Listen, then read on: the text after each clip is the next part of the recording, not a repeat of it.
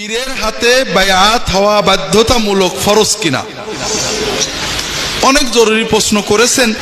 বিষয়টা হলো, আমি একজন পীর সাহেব, আপনারা জানেন কিনা, আমি ফুরফুরার পীর সাহেবের জামাই এবং খেলাফত পাওয়া পীর। এখন যদি আমাদের নিজেদের বিরুদ্ধে বলি তাহলে কেমনই বা হয়। আমি যখন ইহয়াউস সুনান নামে একটা বই লিখি, ইহয়াউস সুনান বই লেখার পরে শ্বশুরকে বলছি যে হুজুর একটা বই লিখেছি এই সুন্নতের আলোকে। তা শ্বশুর বললেন যে বাবা আমাদের বিরুদ্ধে কিছু লিখেছো তো? তাহলে হুজুর লিখছি। বলে আলহামদুলিল্লাহ। উনি নিজে বইটার নাম দিলেন, খুবই খুবই ভালোবাসতেন এই বইটাকে। তা কিছু কিছু কথা নিজেদের বিরুদ্ধে তো বলা লাগে নাকি বলেন? বিষয় হলো পীরের বায়াত হওয়া, এই বায়াত জিনিসটা একটা সম্পূর্ণ ভিত্তিহীন কাজ। কোরআন এবং হাদিসে ইসলামের প্রথম 500 বছর 600 বছর রাষ্ট্রপ্রধান ছাড়া কোন পীর বুজুর্গ কখনো বায়াত নেয়নি। আব্দুল কাদের জিলানী কারোর হাতে বায়াত হননি সরকার ছাড়া। মঈনুদ্দিন চিশতি সরকার ছাড়া কারোর হাতে বায়াত হননি। জুন্নুন মিসরি সরকার ছাড়া কারোর হাতে বায়াত হননি।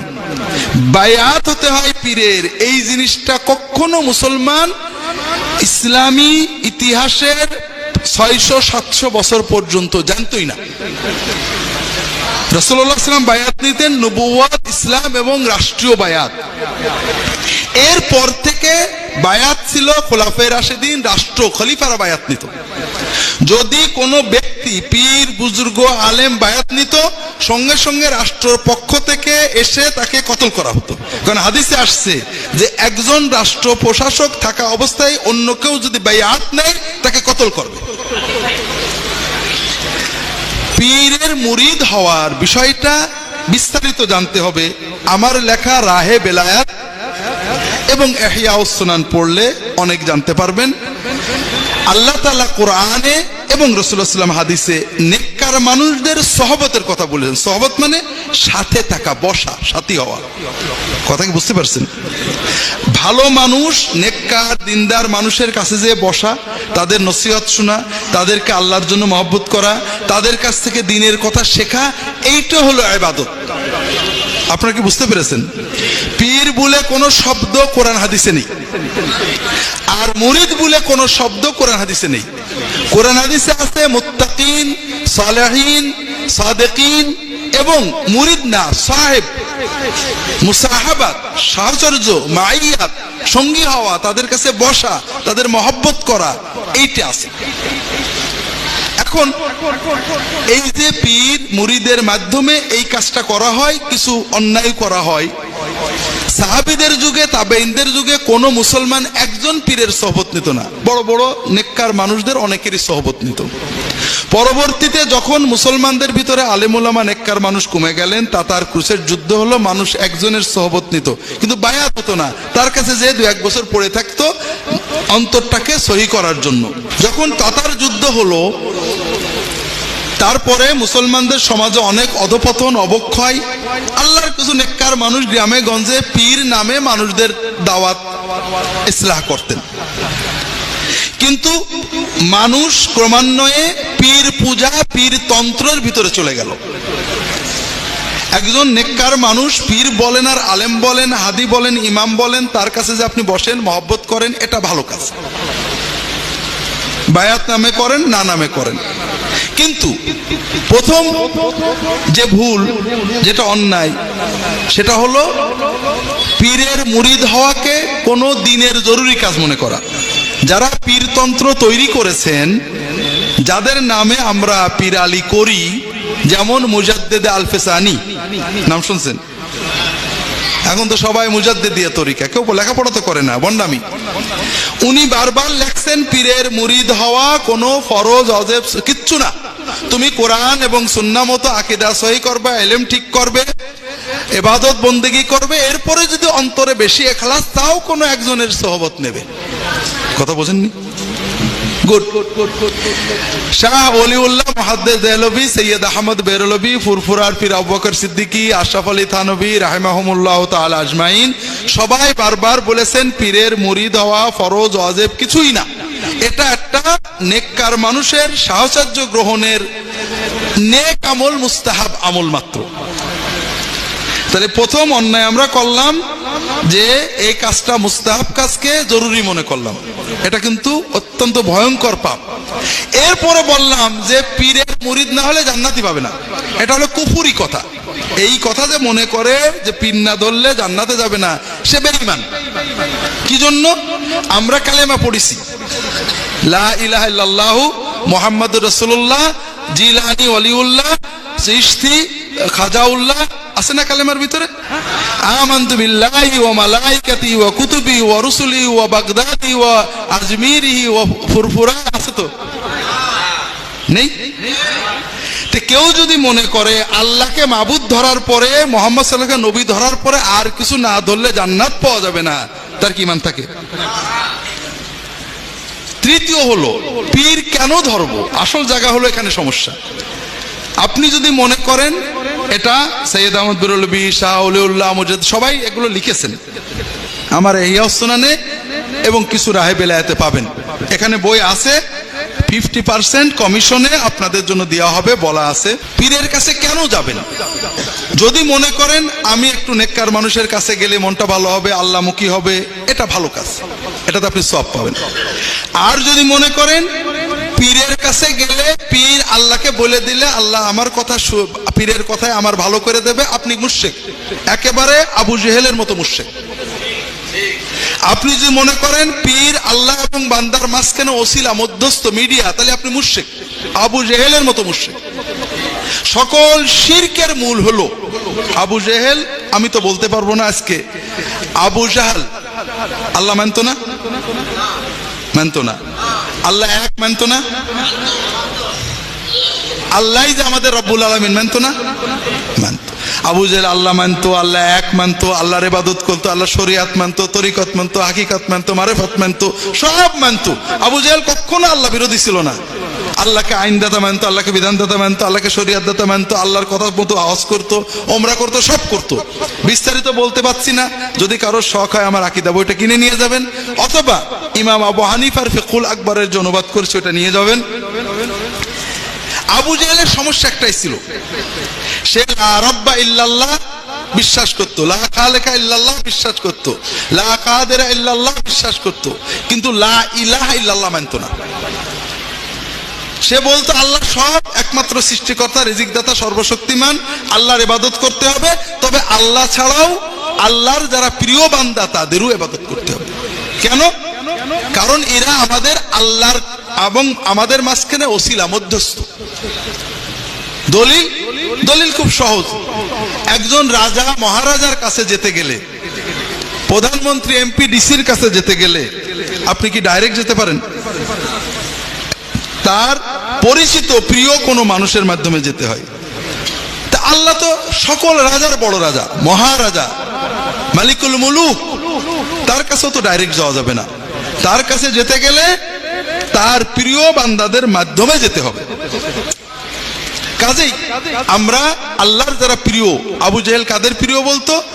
জিব্রাইল, মিকাইল, আজরাইল, ইসরাফিল, ঈসা, মুসা, ইব্রাহিম, ইসমাইল, ইয়াগুস, ইয়াউক, সুআ, নাসর, লাত, মানাত, উজ্জা, হাবল, আল্লাহর পয়গম্বর, সত্য পয়গম্বর, আল্লাহর ফেরেশতা, সত্য ফেরেশতা, আল্লাহর ওলি, সত্য ওলি, অথবা বানোয়ার, এদেরকে আল্লাহর মাহবুব বান্দা মনে করে তাদের বন্দনা করত, তাদের মাজার বানাতো, দরগা বানাতো, পাথর ঠিক করে নিত, গাছতলা ঠিক করে নিত, মূর্তি বানিয়ে নিত, এদের কাছে ধর্ণা দিত, দুধ ঢেলে দিত, মুরগি ছেড়ে দিত, উট জবাই করে দিত, ডাকতো, তাদেরকে ডাকতো। তারা বিশ্বাস করত এরা রোহানি ভাবে আমাদের ডাক শুনবে, আমাদের ডাক শুনে খুশি হলে আল্লাহর কাছ থেকে আমাদের কাজটা করে দেবে। কথা কি বুঝতে পারছেন? আবু জাহাল যে যুক্তিতে এই শিরিক করত, এই যুক্তি কি বাংলাদেশে পাওয়া যায়? যায়। আমরা যুক্তিটা একটু বিচার করি। অনেক সময় না বুঝে আমরা বলি, প্রধানমন্ত্রী, এমপি, মিনিস্টার, ডিসি, এসপি, তাদের কাছে কি জজ সাহেবের কাছে আমরা ডাইরেক্ট যেতে পারি? মিডিয়া লাগে, ঠিক না? তা আল্লাহর কাছে কি ডাইরেক্ট যাওয়া যায়? মিডিয়া তো লাগবে, ঠিক না? মন্ত্রী, প্রধানমন্ত্রী, ডিসি, এসপির কাছে যেতে মিডিয়া লাগে কেন? দুটো কারণে। প্রথম কথা, তিনি আমাকে চেনেন না। ঝিনাইদহের ডিসির অফিসে যেতে আমার মিডিয়া লাগে না। কেন? কারণ উনি আমাকে চেনেন। আমি গেলে দারোয়ান এমনি দরজা খুলে দেয়, ওই পিএস এর ঘরেও যাওয়া লাগে না, ডাইরেক্ট দরজা খুলে দাঁড়িয়ে থাকে। কারণ জানে যে এই লোকটা ডিসি সাহেব খুব মহব্বত করে, ভালো জানে, এর কাছে দরজা খুলে দিলে আমার গাল শুনতে হবে না। কথা বুঝতে পেরেছেন? তাহলে প্রধানমন্ত্রী, এমপি, ডিসি, এসপি যেই হোক না কেন, তার কাছে আমরা যেতে মধ্যস্থ লাগে কেন? কারণ তারা আমাকে চেনেন না। আমি প্রধানমন্ত্রীর কাছে একটা আবদার করলাম, দরখাস্ত দিলাম, আমি কোন দলের লোক, ভালো না মন্দ সে তো জানে না। যদি তার প্রিয় একজন লোক রিকমেন্ড করে দেয়, তাহলে উনি বুঝবেন যে আমাকে সাহায্য করা যেতে পারে, ঠিক না? আল্লাহ তো এরকম, আল্লাহ তো বান্দাকে চেনেন না, চেনেন। তবে আল্লাহর কোটি কোটি কোটি কোটি কোটি কোটি কোটি কোটি কোটি কোটি বান্দা, আল্লাহ হয়তো নাউজুবিল্লাহ আস্তাগফিরুল্লাহ একটু ঝাপসা জানেন, কোন নেককার আল্লাহওয়ালা বুজুর্গ লোক যদি একটু রেকমেন্ড করে দেয়, আল্লাহ তাড়াতাড়ি বুঝতে পারেন যে লোকটা ভালো। হ্যাঁ, আমাকে কে বেশি জানেন? কে বেশি মায়া করেন? মায়ের চেয়েও কে বেশি মায়া করেন? কেউ যদি মনে করে যে এই আমাকে যে আল্লাহ সবার চেয়ে বেশি জানেন, সেই আল্লাহর কাছে যেতে আবার মিডিয়া লাগে, তার কোনো ঈমান থাকে না। আচ্ছা বলেন তো, একটা বাচ্চা মায়ের কাছে দুধ চাইতে তার মিডিয়া লাগে? মায়ের কাছে যেতে বাচ্চার মিডিয়া লাগে? আপনাদের ঈমান নেই, ছোট বাচ্চাদের ঈমান আছে। একটা বেঈমান বাচ্চার গল্প বলি। একটা বাচ্চা, আচ্ছা বাচ্চাদের মারে সবচেয়ে বেশি কে, বাপ না মা? তাহলে বাচ্চাদের বড় শত্রু মা। হ্যাঁ, তাহলে আপনাদের মতো বেঈমান একটা বাচ্চা কল্পনা করেন, ছোট বাচ্চাদের ঈমান নষ্ট হয় না। মা যতই মারুক, ওর কাছে সবচেয়ে আপন কে? মা। তো মনে করেন আপনাদের মতো বুদ্ধিমান একটা ছেলে, 2 বছর 2.5 বছর বয়স, জানে যে মা আমার খুব মারে, মা খুব বদরাগী, মায়ের চেয়ে আব্বার মায়া বেশি, দাদির মায়া বেশি। ওর যখনই কিছু দুধের দরকার হয়, পানির দরকার হয়, কোনো কিছু দরকার হয়, মার কাছে না বলে খালা বা দাদি বা আব্বার কাছে চলে যায়, যে আব্বা দুধ লাগবে। ওর আব্বা বা খালা বা দাদি মাকে বলে, তুমি ছেলেটাকে দুধ দাও, ওর খিদে লেগেছে। কোন মা এইরকম ছেলে কি পছন্দ করে না অপছন্দ করে?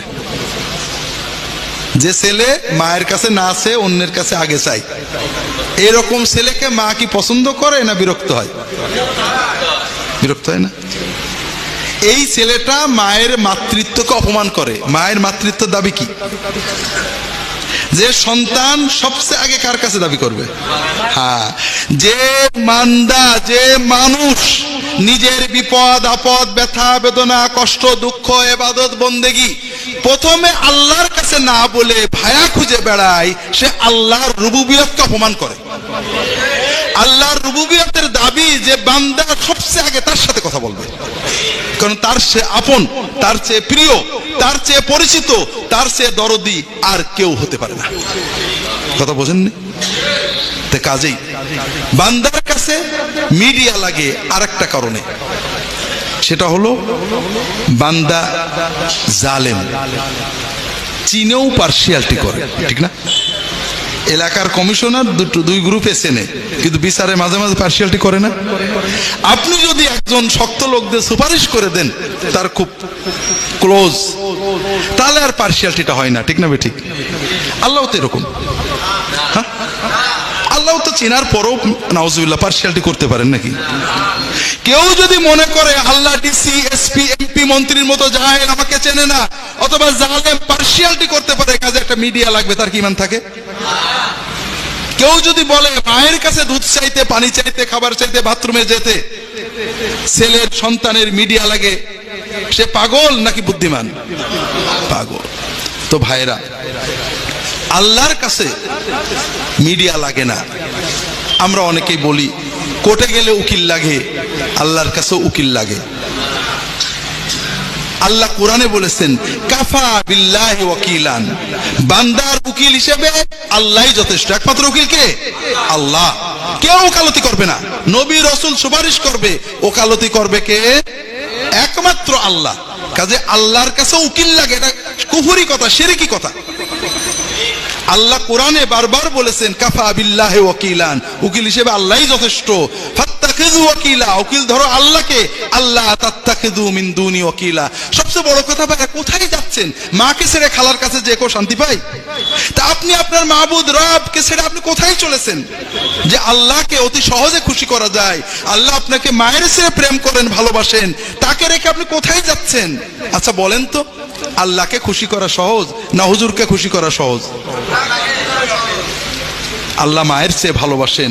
আল্লাহ বান্দার কাছে কিছুই চান না, বান্দা একটু অন্তর দিয়ে তওবা করবে, আল্লাহ মাফ করে দেন। আর আমি হুজুর, আপনি প্রতি বছরে আমাকে 2000 টাকা হাদিয়া দিতেন মাহফিলে, যে এ বছরে অবস্থা ভালো না, 500 টাকা দিয়েছেন, আমি খুশি হব না বেজার হব? আর আল্লাহ আপনার রব মালিক কি বলছেন? বান্দা প্রতি রাতে 2 রাকাত তাহাজ্জুদ পড়তো, 10 রাকাত পড়তো, রোজা রাখতো, অসুখ হয়েছে, কোনো ইবাদত করতে পারে না, ওর আমলনামায় পুরো ইবাদতের সওয়াব লেখা হতে থাকবে। সেই মালিক যাকে ভালোবাসলে সব পাবেন, তাকে তুই কোথায় চলেছেন আপনি? এজন্য বান্দা এবং আল্লাহর মাঝখানে মধ্যস্থ লাগে, এটা হলো সকল শিরকের মূল। আল্লাহ আমি বললে শুনবে না, আরেকজন বললে তাড়াতাড়ি শুনবে, এটা হলো সকল কুফরির মূল।